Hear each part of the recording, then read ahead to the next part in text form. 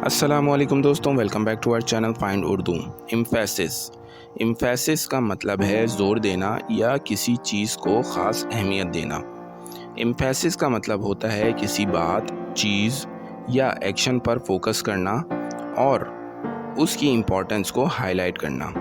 ये अक्सर बोलते वक्त किसी लफ्ज़ को स्ट्रेस करके या किसी काम को स्पेशल अटेंशन के साथ परफॉर्म करते वक्त यूज़ होता है। फॉर एग्ज़ाम्पल, एजुकेशन पर एम्फेसिस करना मतलब उसे बहुत ज़रूरी समझना। जैसे टीचर ने एग्ज़ाम की तैयारी पर एम्फेसिस दिया।